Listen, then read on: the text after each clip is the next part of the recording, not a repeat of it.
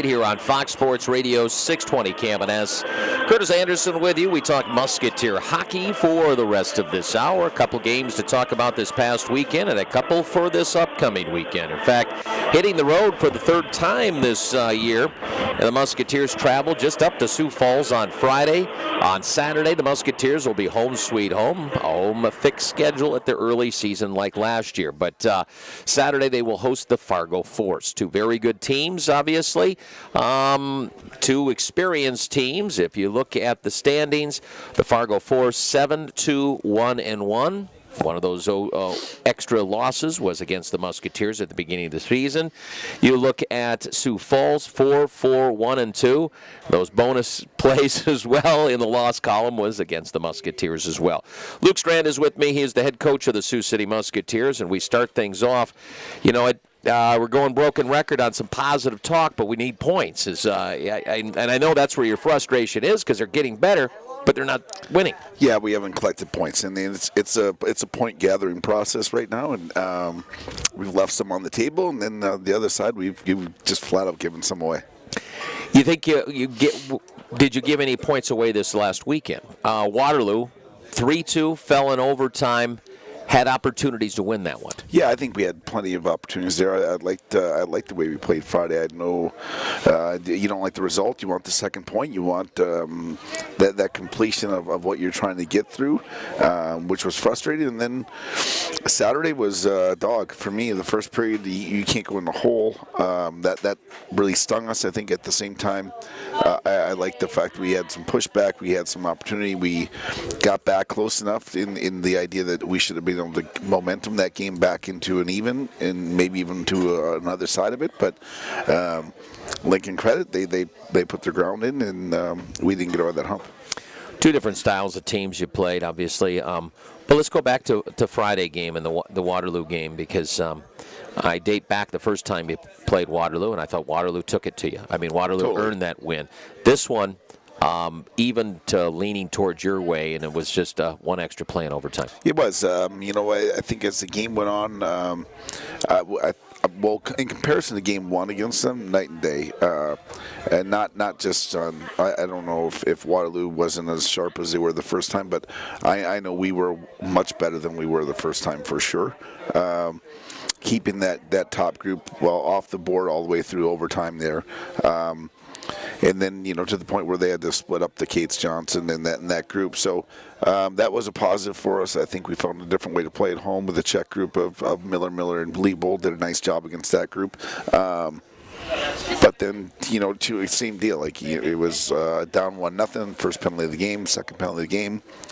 Some characteristic things that we need to fix to win games. And but I liked our group. I liked our pushback. I liked the resilience, and obviously not like the outcome. Yeah, outcome was not in your favor. It was 3-2 in overtime. You did get a point out of it, obviously, and that's good, but not good enough. But that Saturday game, what did Lincoln do, I guess, jump to that third period? How did they re-spark? I mean, they came out and played their game. They're a good team, by the way. They're good. I think they've got that they got two sides to it. I think they do have the experience you spoke of, and then they've got a size. They've got they play a very, very nuts and bolts game a little bit about what it is. They've got a division to. They want to get to the net with and without the puck. They obviously put ourselves in a good spot power play wise by being maybe a little rambunctious with it. But at the same time, if that's what they want, their identity, then you're gonna have to be good on the power play and take advantage of that.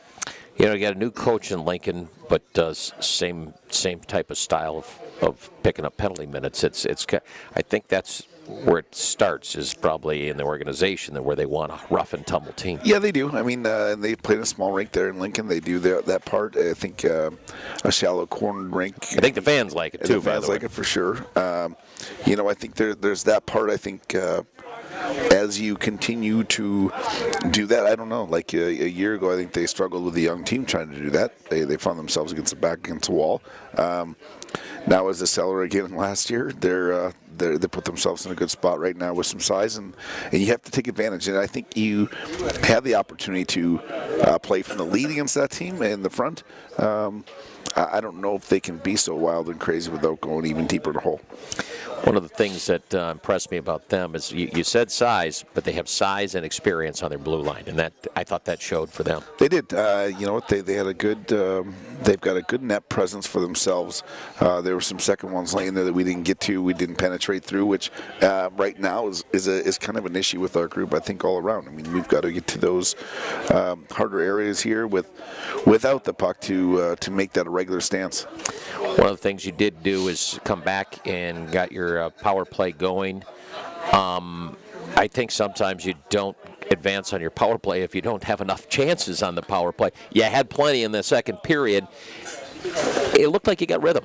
Yeah, there were some things. There was definitely some. I thought we had a more of a decision made to, like, we're going to be a little shoot first. We're going to make some things happen that way. You know, I think there's the idea that when you start to move some guys around to different spots, maybe the light bulb clicks on, like the next move is off. So they dug in a little bit on that part. But as a group on that power play, I thought they gave us momentum. Obviously, they scored. And then, you know, there's the truth to be told. Like, in third period, we still had them. We had more power plays, and we didn't take care of it then. Salonen, I thought, is finding his way in front of the net, especially on that power play unit. Yeah, we just watched a video today of him and I, and it was interesting because you know, now I found him, like, peeking over his shoulder trying to find the goalie's eyes, and peeking over his shoulder trying to see where the goalie is looking to see around him. So, but he was a shooter, and with his big size and physical nature, he can be there. Yeah, I mean, he was on a trigger, and he was a flank player there where Ronte is now, and you know, we moved him to the net front. He did a nice job. I mean, he's got skill to gather up rebounds. He's got skill to make broken play, secondary play type situations, but at the same time, that big body is a bugger to sit in front of the net, and it takes some courage because the pucks aren't going to slow down because there's someone there. We've seen so many times guys can make a career out of deflecting pucks or scraping in garbage. Yeah, I mean, sometimes not even touching the puck. It's just being that you know, blind of the eye of the goaltender there, which you desire, and then but you do, to your point, you can't panic around that net. You still have to have the skill to bury, and anything you put your stick on obviously is a bonus as well. Well, I thought you seemed like you played more physical against Waterloo than you did against Lincoln, or did Lincoln play more physical to you? No, I thought we were much more. It was kind of missing in action because I think you guys play well playing physical. We do, and then I think it gives each other a little more courage, a little more spark about what it was, and you know, I mean, I'll give Lincoln all the credit in the world. They came out, they get ahead, and now they try to basically dictate the game by physical presence. If you don't score those power plays, like, watch out. That thing could be a runaway train. 10-0. Yeah, it could be a runaway train. That momentum on it. Well, they got a couple games this week at Sioux Falls Friday and home against Fargo on Saturday. Let's take our break, and we'll come back. We'll talk more about this team and how they get better and how they're going to get ready for a couple teams. Well, they've beaten already this year, but two good teams in the standings. We'll be right back. Musketeer Coaches Show on Fox Sports Radio 620, KMS. Musketeer Coaches Show is right here on Fox Sports Radio 620 KMS. Speaking with Luke Strand. He's the head coach of the Sioux City Musketeers. They prepare for weekend, home and away. It's away first and then home. And we'll have coverage for you, of course. Any road game, B-Dubs will have it for you as well. Player development is a huge thing when it comes to the USHL, or making the next challenge or making the next step in the USHL is a huge thing. And I guess explain, because you touched on looking at video and going over little details with players. Kind of expand on what you do to get them to get a cleaner play, cleaner line, and things like that. Well, I think if you backtrack further, they're all probably the better of the better players that they came from. So things were easy for them. Let's just cut, Yeah, potentially easier, and at the same time, probably more forgiving in the idea that they were the guy. So the demand of excellence and the demand of better is not always at the forefront of the demand of winning and putting the game on their shoulders. There's probably more to do with it than the actual development side. And points and assists. All those great stat things are awesome. The whole gamut. I guess there's two sides to it. There's, offense and defense, but then there's offense at the puck and offense away from the puck, and how much time you spend away from the puck. And what you do with that time really prepares you with what is going to occur when you actually are at it. And for the most part, going back to that, like, these guys have always been at the puck. They've been the best players. So a lot of that game and that part of their game needs to increase. And, you see that on both sides, offensively and defensively, because it's not going to be their attributes or their abilities. It's going to be their mindset and their ability to sense it out a little bit about what they feel like and what they do with the space available away from the puck. I think if we look at D first, and you have two veterans in Ferner and Montero, and the other guys are first-year players in the USHL.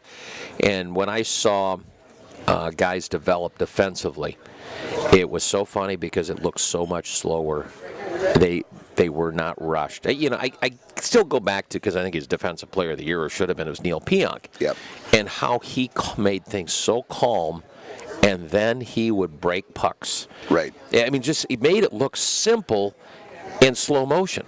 Yeah, I think that is part of what happens, forwards and defense. Like, the game feels and actually does slow down around them. Their pre-puck touch, their mindset before they touch it is so already organized, and at the same time in order consistently, which you take the panic out of your play pretty quick when that occurs. So, defensemen obviously. The retrievals, like going back to a puck, is that a panic mode or is that a play mode? Like, is there, I don't know how much defending that part is. I mean, the game has changed so much. There's no, like, the hip check, that whole deal is gone. It is now it's a sweeping, it's a try to stop the red line, it's a gapping game, more so than it ever was. At the same time, I think you've got to be able to defend at it when it's a one-on-one battle. But you spoke of the Lincoln D were big and strong and hard, and if you didn't work to get out of their personal space, they were going to keep you in there and continue to keep hammering on you. You just got to push by them or something like that. I think of some of these players, and I think a lot of people might not see it, let's say, in a top-notch grinder guy. And I say grinder guy because they are my favorite guys, because they do all the grunt work, and then they just beat up a goal in there or something like that. How far what's more important, those guys advancing in their way of playing, or your super skill guys advancing in their play? You need the bottom, per se, not to say the grind. It's not the bottom, because those are the guys that win you games. But you need their play to continue to increase. You need their puck touches to be really important, and you need them to chip on the score sheet. You just do. And at the same time, you can't neglect how to make a Ronta even a more offensively effective player. I can't wait to see Pospisil and Ronta in decent fall if he puts on a little weight after Christmas. Yeah, no, you know, so like we can't wait until they get a little older. I suppose the coaching staff can't wait either. Yeah, we can't. I think one of the common things is when you watch the video with them, and we've gone through it, and plus and minus about some things they're doing great and some things that need improvement, and some reoccurring things in their game, good or bad. Then it's time to, at that point, just we carve out an individual development plan, and those are things you do pre and post practice for your individual skill set, that if these things improve, X, Y, and Z will happen. If they don't improve, status quo is going to occur. But every player is different, so you almost have to, this is what works for you, blah, blah, blah. Totally is, and I think, there's some players, we'll talk Koepke. So sure. If Koepke's a big, strong corner guy, cutback player that can lean and stay over a puck, the more he does that, either they're going to attract defenders to him and more players will be open, or he beats the one player that's trying to protect him and gets to the cage himself. So, you get a Fawcett completely on the other side. If Fawcett wants to play one-on-one in the corner, he's in trouble. He better turn it into a give-and-go player and get to the new opening all the time without the puck. And use his stick rather than his body in the corner. I mean, because it's the only way you're going to battle. You end up being a different player, and there's the other side of can you be a player that's so good away from the puck that you just always feel open, and not because you're in a non-threatening opening space on the ice. No, it's just you're moving. You're moving, and you find yourself, ducking and diving and finding different holes and seams of things that make you offensively productive. In this league, what our guys are finding, and to a testament to the league, but maybe to our youth, is the idea that it's hard to get to the net without the puck. If you don't have a destination, determination that that's your area where I need to get to, it gets harder and harder. Then you'll be around the edges. Yeah, the edges. They don't quite do the same. Bus stops and postage stamps is what we always say for that. So, yeah, it's just an interesting thing, because if you look at every year, there's a new mold of stuff. And I think of the high-end players from last year's Musketeer team. If we look at those guys, at this time last year, Sioux City was winning, but they were winning 2-1. Right. They were winning 1-0. And I'd like, if you want to look back at that group last year, they had potential. I mean, you knew what you had with Tolvanen and stuff like that. You really didn't know what the older Pospisil was going to give you. Yeah. And the other added bonuses, there was a ton of 2-1 games. Yeah, and winning close games is it's something, that's. But they also had veteran D too to help on the one side of things. It doesn't hurt, that's for sure. And obviously Matisse was as good as they got, or better than everyone else in the league a year ago. So that's where that, I think, shutdown mentality maybe occurs. And at the same time, when you know that's happening behind you, you go after some more offense. Like, you go for it. And they got it, but to see the progression of, like, let's say what your superstar players are going to be in Ranta and Pospisil and Keps and all this stuff, what we'll see, and it's always in slow motion for 60 games, and where they were last year and where they got to at the end of the year. And I'm not talking record, I'm talking about their ability to score and do things. It's so funny how they advance, and I'm really excited to see, because Ranta is so much better than he was last year already. And guess what? It's just starting. It's just starting, and I think the determination of those players to stay on track and to gain incrementally, both physically, but the game itself it's important for those players, and they're career-minded guys. They know where they want to be. They don't want to just hang out here. They're not going to hang out here. That's just how it goes. We're in a good place. That's how it should be. You look at that big picture of Jordan Schmaltz. Mm-hmm. Schmaltz is at Christmas with 6 points. Yeah. He's at the end of the year with 56 points. So, how about Jake Gensel? Jake Gensel. The guy had more points in the second half of the season than most people had the whole season. So, there is going to be a curve, and those are exceptional players, don't get me wrong, but at the same time, I think it does. Everyone arrives on time, per se, and we're at that point where some are coming, some are stagnant, some need to get going. So we're at all phases. Yeah, and I'm not, because a lot of times we all pay attention to your Rantas and your top skill guys and the danglings and all that stuff, but one of the guys he's my favorite hitter out there is Ryan Liebold. Totally. And I'm not saying he can't score, but he does a lot of things away from that puck. He does. He's... or to that puck carrier. Yeah, well, he's a physically damaging player, that's for sure. He gets his licks in. But, we're meeting today, and Lieb's one big thing is he wants to generate more offense. Mm-hmm. He wants to take those hits and those forecheck turnovers and turn them into offense. And every layer of that is not only himself, it's the players around him. It's the anticipation that is the style that guy is going to play day in, day out. Doesn't matter the score. And then now we got to capitalize on what those things create, with those loose pucks.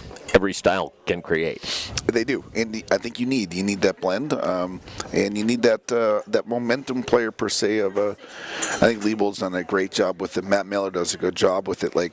They're momentum guys, physically, with their energy, with their feet, and really changing that temperature out there. Musketeer Coaches Show. Let's take a break. We'll talk about Sioux Falls on Friday. Then Saturday is Fargo. And we're at Bob Rose Point after. Fox Sports Radio 620, KMNS. Fall just might be our favorite time of the year at Jim's Live.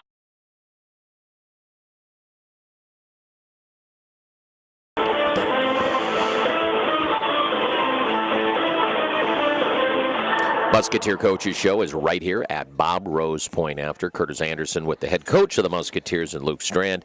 So we talk about Musketeer hockey Friday at Sioux Falls. Saturday is home against the Fargo Force. We'll talk about those games. It's one of those things we're talking during break is scoring first. And I don't know if you guys are snake bit or whatever, and we've talked about it before where, you usually score first, you're about a 70% chance of winning games. I've seen you guys start well, though. We're at 1,000% right now. I know, but I've seen you guys start out of the gate well without scoring, and then they go down and score. Yeah, I mean, it's going to have to turn into a mindset. It's going to turn into, obviously we can talk about it, but then is there the idea that it just heightens to the point of crunch time? Thinking about it? Yeah, you start to grip it, So it's aware. It's been a conversation piece, but at the same time, it needs to be an identity piece, not a conversation piece. And until you, we spoke of, you get to dictate the play. I think you change the temperature of the way you play. As does the team that's trailing. I mean, they're adding risk. They're adding some pieces of their game that they might not want to, that you can capitalize on. To correlate a little bit to struggling on special teams early? Yeah, I mean that's one way to get up on it, especially if you get an early power play and you score on it. That's a momentum building time, and vice versa. I think there's been times there where you get a kill early and you shut that thing down. Your team's got a little wind in their sail to push back as well.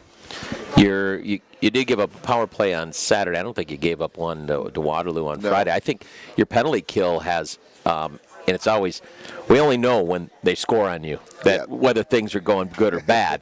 But the thing is, I think it's gotten better and better, has it not? It has got better. I think we've probably paid a little more attention to pressure points, a little more attention to their entry, like as far as just lack of possession.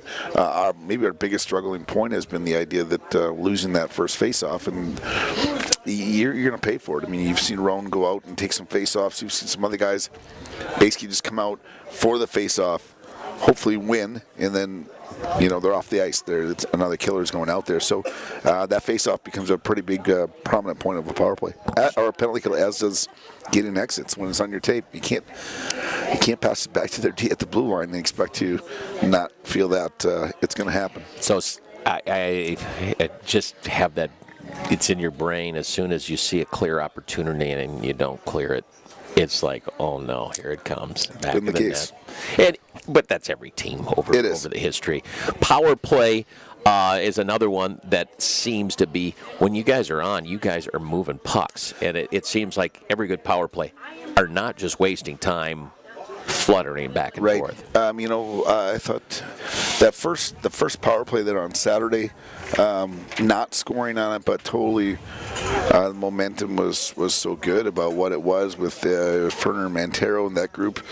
It was moving in, getting shots off one-timers, and I'll give Lincoln credit. They blocked their share of pucks.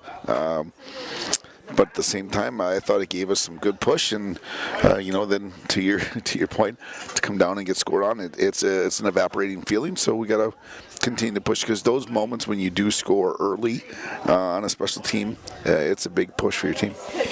Take on Sioux Falls, a team you've played, team you've beaten. Actually, you played many times in the preseason as well. Do you start with their defensemen? Is that where their best part is, or their goaltending, or is it up front? Burden is a very good goalie there. Winnipeg pick. They've got returning D there. They've got a line there of Conley and Madsen and I don't even know how to say his name. Artem Panyakov. They've done a good job. I think they've got 8 regular season. 8 5-on-5 goals for their team. So, but they're just a bigger group that way. So I think managing pucks and making that group like that, not spend time in the offensive zone, but rather have to come back and get after. I think we do have to get after their D, and then you're going to have to be persistent, because it won't be it's going to be a struggle to beat Burden clean. You got to get some traffic. You've got to spend some time, and he's also the goalie who can come out and touch the puck a lot and touch the puck. I think he's on a wing coming up on the right side or something. He can play defense for some teams.